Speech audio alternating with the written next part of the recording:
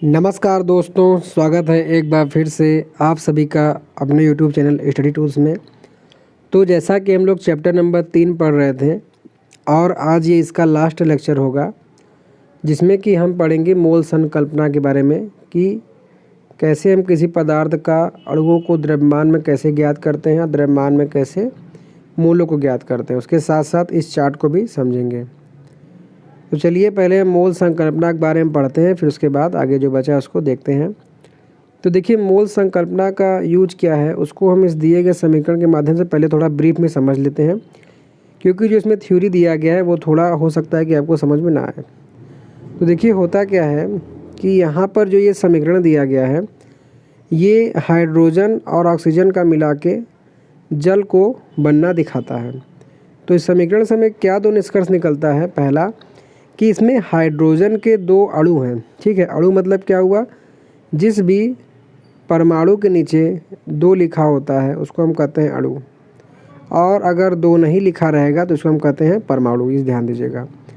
ठीक है, तो निष्कर्ष क्या निकला कि इसमें हाइड्रोजन के 2 अणु ऑक्सीजन के 1 अणु के साथ अभिक्रिया करके जल के 2 अणु निर्मित करते हैं। जैसा कि आप देख सकते हैं H2 है, इसके साथ 2 लगा हुआ है तो 2 अणु हाइड्रोजन, और O2 के आगे कुछ नहीं लगा हुआ है तो 1 अणु ऑक्सीजन। दोनों मिलके ये H2O जो कि जल है इसके 2 अणु बनाते हैं। तो एक इसको हम ऐसे समझ सकते हैं। और दूसरा चीज़, अगर हम इसको द्रव्यमान के रूप में देखते हैं तो यहाँ पर हम देख रहे हैं हाइड्रोजन अणु के 4 यूनिट। ठीक है, 4 द्रव्यमान इसका मतलब होगा। यू मतलब क्या था, एटॉमिक मास यूनिट, परमाणु द्रव्यमान इकाई। तो हाइड्रोजन अणु के 4 यू कैसे हुआ, इसको समझिए कि यहाँ पर जैसा कि लिखा है 2H2, तो इसका जब हमें परमाणु द्रव्यमान ज्ञात करना है तो होता क्या है कि इस आगे वाले संख्या का नीचे वाली संख्या से गुणा हो जाता है, तो ये हो जाएगा 4 × H। और हाइड्रोजन का परमाणु भार हमको ज्ञात है जो कि होता है 1, तो 4 × 1 बराबर 4 हो जाएगा। तो इसलिए हाइड्रोजन का परमाणु भार हो गया 4U। उसी तरीके से जब ऑक्सीजन का ज्ञात करेंगे तो ऑक्सीजन अणु O2 है, मतलब 2 × ऑक्सीजन, और ऑक्सीजन का परमाणु भार होता है 16, तो 16 दूनी ये हो जा रहा है 32। तो इस तरीके से आप देख सकते हैं कि इस समीकरण को हम 2 निष्कर्षों से समझ तो सकते हैं, लेकिन जो ये पहला निष्कर्ष है इसमें 2 अणु हाइड्रोजन है और 1 अणु ऑक्सीजन है, तो इसको समझने में और देखने में भी जो है आपके क्लास की दृष्टि से ये अच्छा लग रहा है। ठीक है, अब वहीं अगर ये देखा जाए कि इसमें 4 हाइड्रोजन है और 32 ऑक्सीजन मिलके 36 जल बन रहे हैं, तो ये थोड़ा इसका जो नंबर जो दिया गया है वो थोड़ा जो है कठिन, मतलब कि कॉम्प्लिकेटेड लग रहा है।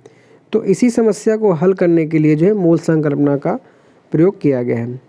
ठीक है, अब देखिए कैसे इसके बारे में हम जानेंगे। तो इसको हम पूरा पढ़ के अब देखते हैं। जो इसका बेसिक बात था वो मैंने आपको बता दिया। तो देखिए जैसा कि हम ये देख लिए हैं कि यहाँ पर क्या है कि यहाँ पर हम हाइड्रोजन एवं ऑक्सीजन के किसी एक अभिक्रिया का उदाहरण लेते हैं जिससे कि जल निर्मित होता है, और ये दिया गया समीकरण है, और इससे बनने वाले दोनों निष्कर्ष के बारे में मैंने आपको बता दिया है। अब आइए आगे देखते हैं।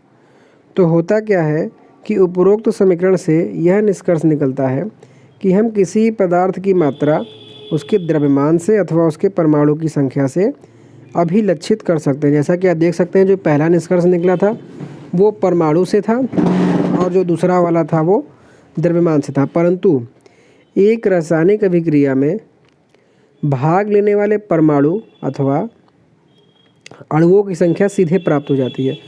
क्योंकि जैसा कि आप देख रहे थे कि भाई इसमें 2 अणु हाइड्रोजन है और 1 अणु ऑक्सीजन था, बिल्कुल सिंपल था।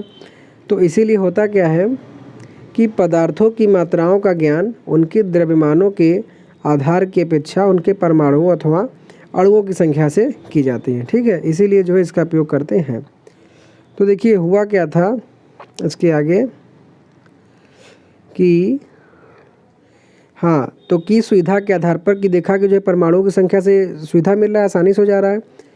तो सुविधा के आधार पर किया क्या गया कि एक नई इकाई निकाली गई और इसी को हम मोल कहते हैं। ठीक है, मोल की संकल्पना थी कि जिससे हम इसका जो रासायनिक अभिक्रिया करेंगे उसको हम आसानी से बता सकें। तो देखिए होता क्या है कि मोल, जिसका प्रतीक होता है मोल, MOL इसमें लिखते हैं, पदार्थ की मात्रा की SI इकाई है कि जिस पार्टिकल से हम, मतलब कि जिस परमाणु या अणु से हम अभिक्रिया करा रहे हैं उसकी कितनी मात्रा उसमें भाग ले रही है उसको मापने की ये इकाई है। जैसे लंबाई को मापने का मीटर है, चौड़ाई को नापने का मीटर है, क्षेत्रफल का मीटर स्क्वायर। उसी तरीके से कि पदार्थ की कितनी मात्रा यूज में लाया जा रहा है उसको बताने के लिए जो है मोल यूज होता है। तो देखिए होता क्या है कि पदार्थ की मात्रा का ये एसआई मात्रक है, तो उसके साथ ही 1 मोल में 6.022, ये पूरा आपको नहीं ध्यान देना है, बस खाली दशमलव के बाद 3 स्थान तक देखिए, 6.022 इंटू 10⁻23 तात्विक कण होते हैं। ठीक है, मतलब पदार्थ की मात्रा हो गया।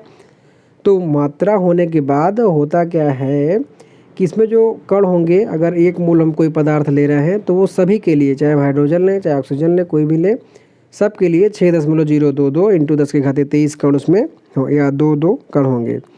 और इस संख्या क्या कहा जाता है, ये संख्या अवोगाड्रो स्थिरांक कहलाता है, जिसको हम Na से लिखते हैं, कैपिटल ए के नीचे स्मॉल a, जो कि नियत संख्यात्मक मान है। मतलब कि जैसा कि मैंने आपको बताया कि आप कोई भी तत्व ले लें, ठीक है, उसका मान 1 मोल का यही होगा। उसी के साथ जब उसे मोल के ऊपर माइनस मोल का मतलब हुआ प्रति मोल की इकाई में व्यक्त किया जाता है, तो इसे अवोगाड्रो संख्या कहते हैं। मतलब कि इस संख्या को जब हम प्रति मोल के रूप में लेंगे तो इसको हम अवोगाड्रो संख्या कहते हैं।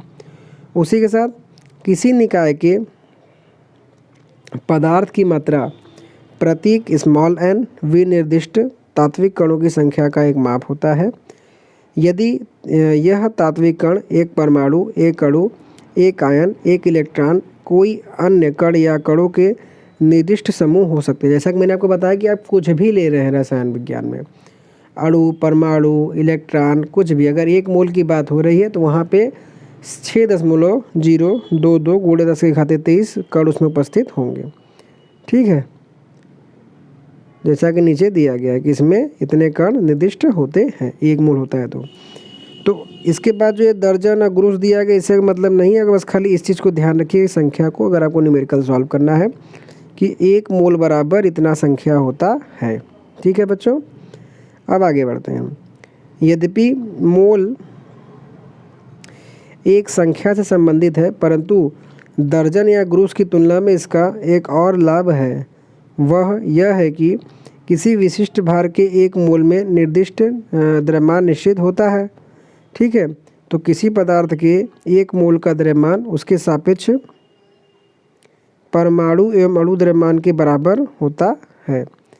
किसी तत्व का परमाणु द्रव्यमान उस तत्व के द्रव्यमान को परमाणु द्रव्यमान इकाई से प्रदान करता है। मतलब कि जो उसका परमाणु द्रव्यमान होता है, मतलब जैसे कि हम अगर ऑक्सीजन की बात करें तो इसका परमाणु भार कितना होता है, 16 U होता है, तो इतना ही इसका ग्राम में भी परमाणु ग्राम भार होगा। ठीक है, जितना उसका परमाणु भार उतना ही उसका ग्राम भार होगा। इस चीज़ को ध्यान दीजिएगा, क्वेश्चन को सॉल्व करने में इसको यूज होगा। जब इसको परमाणु भार को हम ग्राम में लेंगे तो इसको हम कहते हैं मोलर द्रव्यमान। ठीक है, हमें उसी संख्यात्मक मान को लेना पड़ेगा, परंतु इकाई को U से G में बदल देंगे। जैसा कि मैंने आपको बताया कि जैसे ऑक्सीजन का परमाणु भार हो गया 16 A एटॉमिक मास यूनिट, लेकिन जब मोलर द्रव्यमान लेंगे जिसको कि हम कैपिटल M से लिखते हैं तो ये हो जाएगा 16 G। बस इसका खाली उसका मात्रक चेंज करते हैं, मान संख्यात्मक वही रहता है, इस बात को ध्यान दीजिएगा। तो देखिए परमाणु के मोलर द्रव्यमान को ग्राम परमाणु द्रव्यमान भी कहते हैं। क्यों? क्योंकि उसका मात्रक ग्राम में लेते हैं। उदाहरण के लिए जैसे हाइड्रोजन परमाणु का द्रव्यमान कितना होता है, 1 EU, मतलब कि 1 परमाणु द्रव्यमान इकाई, अतः हाइड्रोजन का ग्राम परमाणु द्रव्यमान हो जाएगा 1 ग्राम। ठीक है, ये दोनों बात, पहला क्या, अवोगाड्रो संख्या का मान कितना होता है, 1 मोल बराबर कितना होता है, और ये मोलर द्रव्यमान कैसे ज्ञात करते हैं, इसको ध्यान दीजिएगा, तभी आप न्यूमेरिकल अच्छे से कर पाएंगे, अन्यथा आपको दिक्कत होगा। तो देखिए आगे जैसा कि दिया गया है कि एक परमाणु द्रव्यमान U मतलब ATM atomic mass unit, 1 U hydrogen में केवल 1 हाइड्रोजन परमाणु होता है तथा 1 ग्राम हाइड्रोजन में उसके 1 मोल परमाणु होते हैं, अर्थात 6.022 इंटू 10⁻23 हाइड्रोजन के परमाणु होते हैं। मतलब कहने का मतलब ये है कि जैसे अगर हम 1 U हाइड्रोजन लेते हैं तो इसमें केवल 1 ग्राम हाइड्रोजन होगा, लेकिन 1 ग्राम हाइड्रोजन में अगर कणों की संख्या हम निकालें तो ये हो जाएगा 6.022 गुणे 10⁻23 हाइड्रोजन एटम। ठीक है, 1 ग्राम में इतने होते हैं। उसी प्रकार से जैसा कि आप देख सकते हैं कि 16U ऑक्सीजन किस में होता है, एक परमाणु में होता है, एक ऑक्सीजन परमाणु का भार 16U होता है। और अगर हम 16 ग्राम ऑक्सीजन का 1 मोल लेंगे, 16 ग्राम ऑक्सीजन में उसके 1 मोल परमाणु होंगे, अर्थात 6.022 गुणे 10⁻23। कुल कहने का मतलब ये है कि 16 ग्राम कितना हो गया, 1 मोल हो जाएगा, और उसमें कण कितने हो जाएंगे, इतने हो जाएंगे। जहाँ 1 मोल की बात आएगी वहाँ पर इस संख्या को उसके बराबर कर दिया जाएगा, सीधी बात में।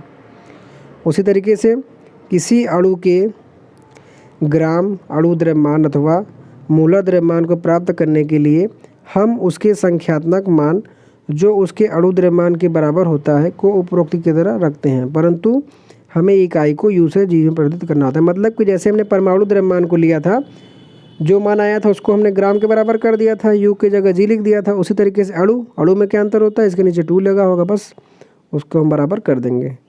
इन सभी चीज़ों का यूज न्यूमेरिकल में होगा, तो नीचे जो न्यूमेरिकल दिया गया मैं उसमें आपको अच्छे से बता दूंगा। यहाँ पे समझ सकते हैं कि जैसे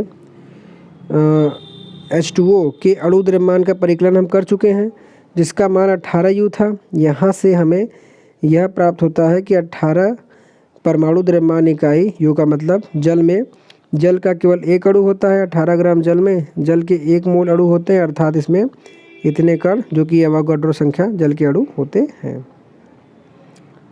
ठीक है, और उसके साथ साथ आप खाली इसको ध्यान दीजिएगा, 1 मोल बराबर। और अब हम आते हैं न्यूमेरिकल पे। ठीक है दोस्तों,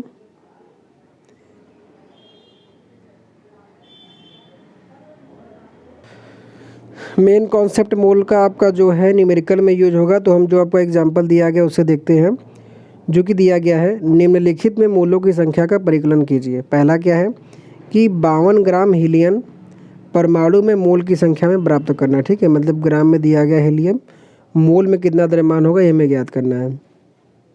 तो पहले पहला देखते हैं, फिर दूसरा। आपको 2 फार्मूला इसके लिए ध्यान में रखना है। पहला कि जब भी आपको मोलों की संख्या निकालने के लिए कहेगा तो मोलों की संख्या बराबर होता है दिया गया द्रव्यमान बटे मोलर द्रव्यमान। ठीक है, तो देखिए दिया गया द्रव्यमान इसमें क्या हो गया, दिया गया द्रव्यमान आपका इसमें क्या है, 52 है, जो कि दिया गया है ग्राम में। और अब हीलियम का आपको मोलर द्रव्यमान पता होना चाहिए। तो हीलियम का मोलर द्रव्यमान आपको क्वेश्चन में जैसे अगर दिया गया है तो आप वहाँ से कैलकुलेट कर लीजिए, या फिर आपको याद होना चाहिए जैसे कि हीलियम क्या है, एक अणु है। ठीक है, इसको हम H2 के रूप में लिखते हैं, और इसका परमाणु द्रव्यमान कितना हो जाएगा, 4U। और जब इसका मोलर द्रव्यमान निकालेंगे तो इसका केवल सिंबल चेंज होगा, तो हो जाएगा 4 ग्राम। तो इस तरीके से जब हम हीलियम का मोल की संख्या निकालेंगे तो बराबर हो जाएगा दिया गया द्रव्यमान, अब दिया गया द्रव्यमान है 52, अब बटे मोलर द्रव्यमान 4, तो 4 से 52 काटेंगे तो आ जाएगा ये 13। तो हीलियम का मोलों की संख्या कितना हो जाएगी, ये हो जाएगा 13। इसी को आप सिंबल में रूप में याद कर लीजिए कि मोलों की संख्या को हम स्मॉल n से दिखाते हैं, दिए गए द्रव्यमान को स्मॉल m से, और मोलर द्रव्यमान को कैपिटल M से। ठीक है दोस्तों, अब दूसरे क्वेश्चन पे आते हैं। तो दूसरा क्वेश्चन जैसा कि दिया गया है कि 12.044 गुणे 10⁻23 हीलियम परमाणुओं की संख्या कणों की संख्या से मोलों की संख्या ज्ञात कीजिए। यही बिल्कुल सेम उसी तरीके से लगेगा। तो देखिए होता क्या है इस क्वेश्चन में कि जैसा कि हम जानते हैं कि 1 मोल बराबर इतना संख्या होता है, तो इसके लिए आप कोई संख्या ज्ञात करना है कि मोलों की संख्या बराबर दिए गए कणों की संख्या बटे एवोगाड्रो संख्या। तो small n is equal to दिए गए कणों संख्या कैपिटल N से, और एवोगाड्रो संख्या को कैपिटल N में ये सफिक्स के रूप में। तो देखिए दिए गए कणों की संख्या ये ऊपर वाला है, और ये एवोगाड्रो संख्या है। तो जैसा कि आप देख रहे हैं ये इसके दुगने के बराबर है, तो 2 आ जाएगा, और ये 10⁻23 से कट जाएगा। तो कुल मिला के आपको मोलों की संख्या ज्ञात करने के लिए 2 फार्मूला यूज आएंगे, आपको याद होना चाहिए। पहला, मोलों की संख्या बराबर दिया गया द्रव्यमान बटे मोलर द्रव्यमान। दूसरा, मोलों की संख्या बराबर दिए गए कणों की संख्या बटे एवोगाड्रो संख्या। तो इस तरीके से देख सकते हैं ये दोनों साइड बराबर है, तो ये पूरा इसके बराबर हो जाएगा। आगे इसका यूज आएगा न्यूमेरिकल में, वहाँ देख लेंगे। तो अब जाते हैं अगले क्वेश्चन में, जो कि दिया गया है कि निम्नलिखित द्रव्यमानों का परिकलन कीजिए। जैसा कि 0.5 मोल N2 गैस अणु के मोलों की संख्या ज्ञात कीजिए। ठीक है, इसमें अणु के मोलों की संख्या द्रव्यमान में ज्ञात करना है, ठीक है, मतलब कि इसमें कोई स्मॉल m ज्ञात करना है। देखिए इसका सॉल्यूशन कैसे होगा दोस्तों। तो देखिए होता क्या है फार्मूला, उसे याद करिए पहले कि मोल की संख्या बराबर दिया गया द्रव्यमान बटे मोलर द्रव्यमान। हमको दिया गया द्रव्यमान ज्ञात करना है तो मोलर द्रव्यमान का इसमें गुणा हो जाएगा, मतलब कि स्मॉल m बराबर मोलों की संख्या इंटू मोलर द्रव्यमान।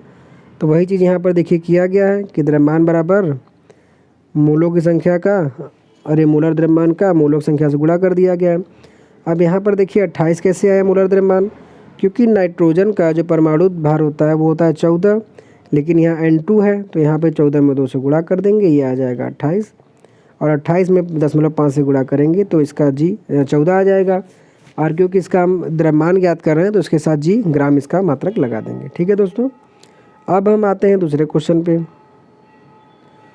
तो दूसरा क्वेश्चन जैसा कि दिया गया है कि 0.5 ग्राम मोल N2 N परमाणु में, देखिए इसमें क्या दिया है कि केवल N परमाणु, ये ध्यान दीजिएगा क्वेश्चन की लैंग्वेज आपको फंसाएगा। अब पहले में क्या दिया हुआ था N2 गैस, यहाँ N2 है तो इसलिए मैंने इसको 28 लिया, और यहाँ पर क्योंकि ये केवल N दिया हुआ है तो इसलिए हम यहाँ पर इसको 14 लेंगे, जैसा कि आप देख सकते हैं। तो हमने इसका दिया गया द्रव्यमान ज्ञात करना m, तो बराबर मोलर द्रव्यमान की जगह 14 और 0.5 से गुणा कर देंगे तो ये 7 ग्राम हो जाएगा। ठीक है, क्वेश्चन की लैंग्वेज को समझिएगा अन्यथा फंस जाएंगे। तीसरा क्वेश्चन कि 3.011 गुणे 10 की घात 23 n परमाणुओं की संख्या द्रव्यमान संख्या n परमाणुओं की संख्या में द्रव्यमान हमें ज्ञात करना है। ठीक है, मतलब कि हमें इसका मोलों की संख्या ज्ञात करना है। तो कुछ नहीं, हमको इस क्वेश्चन में क्या ये वाला फॉर्मूला लगेगा कि मोलों की संख्या बराबर दिया गया द्रव्यमान बटे अवोगाड्रो संख्या। तो दिया गया द्रव्यमान ये ऊपर वाला है बटे अवोगाड्रो संख्या, हम देख रहे हैं कि ऊपर वाली संख्या इसकी दुगनी है तो ये काटेंगे तो ये 1/2 हो जाएगा, 10 घटे 23 23 कट जाएगा तो ये आ जाएगा 0.5। ठीक है, तो 0.5 आ गया।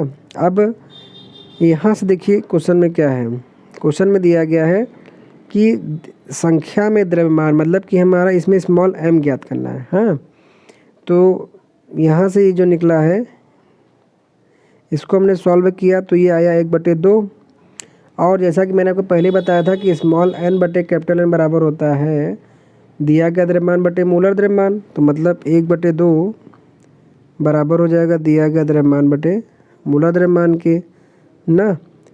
तो और इज इक्वल टू n हो जाएगा जो कि मोलों की संख्या है, तो 1/2 इंटू कैपिटल M बटे स्मॉल m हो जाएगा। और वही यहाँ पे किया गया है, जैसा कि आप देख सकते हैं यहाँ पे कैपिटल M इंटू n कर दिया गया है, जो कि दोनों दूसरे के बराबर होते हैं, और सॉल्व करके आ जाएगा ये 7 ग्राम। देखिए अगर आप नहीं समझे तो इसको इस तरीके से समझिए कि इस टर्म को तो आप समझ ही गए होंगे कि ये कैसे आ रहा है ना। ये हम बराबर कर देंगे इस वाले सूत्र से, small n is equal to दिया गया द्रव्यमान बटे मोलर द्रव्यमान से। तो यहाँ से जब इसको हम स्मॉल m का मान निकालेंगे तो यहाँ से हो जाएगा n इंटू m, और ये n इंटू m इसी के बराबर हो जाएगा। तो यहाँ पर हम इसमें n इंटू m कर देंगे ना, n इंटू मोलर द्रव्यमान, तो हमारा यहाँ दिया गया द्रव्यमान निकल जाएगा। और क्योंकि अवोगाड्रो संख्या 1 मोल के बराबर होता है तो इससे कट गया, तो वही चीज़ें दोनों कटने के बाद यहाँ पर ये आया है, जैसा कि आप देख सकते हैं कि ये इससे कट गया, n से n कट गया था नीचे ही, फिर इस 14 का गुणा इसको पूरे में सॉल्व करके कर देंगे तो ये 7 ग्राम आ गया।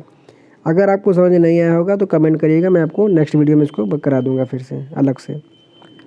अब चौथा क्वेश्चन 6.022 इंटू 10 की घात 23 N2 अणुओं की संख्या।